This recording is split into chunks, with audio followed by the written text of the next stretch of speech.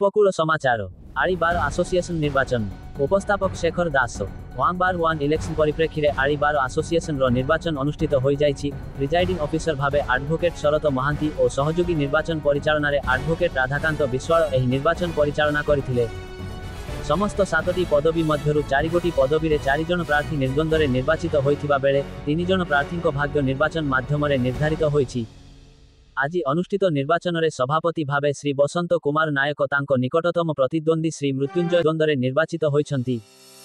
उपकूल समाचार वंदे उत्कल जननी सभापति भाव विजय होती बसंत कुमार नायक और उपसभापति भाव विजय लाभ कर प्रतिभा कुमारी पात्र संपादक भाव निर्वाचित होती अक्षय कुमार मल्लिक एवं अनाकार बारी जॉइंट सेक्रेटरी अनकंटेस्टेड सूर्यमणि सामल असिस्टेंट सेक्रेटरी अनकंटेस्टेड एवं Pradeep Kumar Das library secretary uncontested और विकास चंद्र सामल मेम्बर ऑफ एग्जीक्यूटिव अनकंटेस्टेड निर्वाचित। समस्त धन्यवाद। समस्त सुचारू परिचय समस्त मेम्बर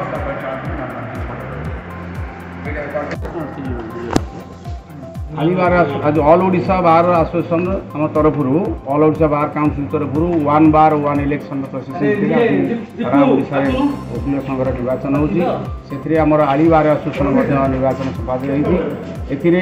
सभापति भाव बसंत कुमार नायक निर्वाचित होती उपसभापति भाव प्रतिभा कुमारी पात्र निर्वाचित होती और अक्षय कुमार मल्लिक सह संपादक भाव निर्वाचित होती अन्य सब अन्य पोस्ट गुड़ा अनकंटेस्टेड। निश्चित भाव समस्त धन्यवाद। सबू मेम्बर्स आमर असिस्टेंट सेक्रेटरी जो अच्छा राधाकांत विश्वाल सहयोग कर सबू मेम्बर्स माने सहयोग कर समस्त सांबादिक भाई माने आज निजर आलीर केमी गौरव रहा बार आसन डेभलप कर सब सांबादिक धन्यवाद सब वकील संघ मेम्बर्स मान धन्यवाद और असिस्टेंट इलेक्शन अफिसर धन्यवाद समस्त धन्यवाद और स्वागत करुँगी न्यूली इलेक्टेड बॉडी की कार्य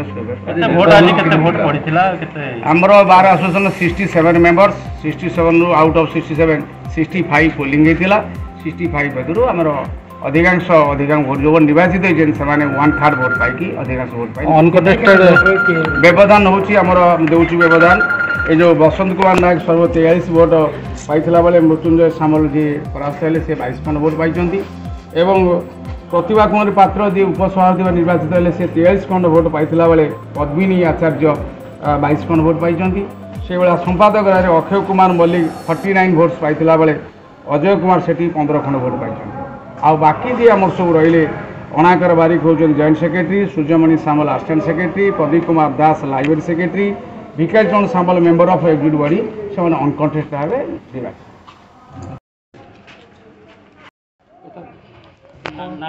मो ना बसंत कुमार नायक।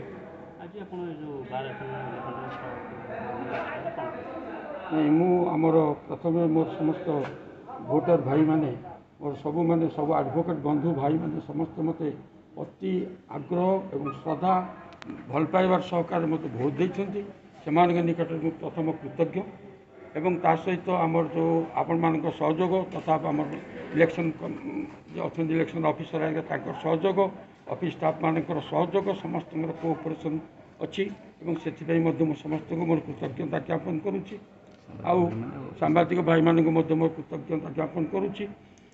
एबे आगामी दिन ये बार किपर उत्तरोत्तर विकास करा जिवो एवं भल भल कार्यक्रम हाथ को नहीं विभिन्न सामाजिक तथा आमर आभ्यंतरीण डेभलपमेंट चिंता करी आमर भाई मान को पचई जनरल बॉडी मीटिंग डाकी सब कार्य संपादित करी एटा को आशा करुच्ची।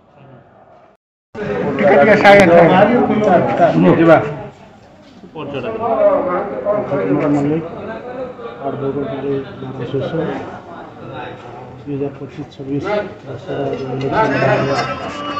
इलेक्शन सेक्रेटरी प्रतिद्वंदिता करी विजय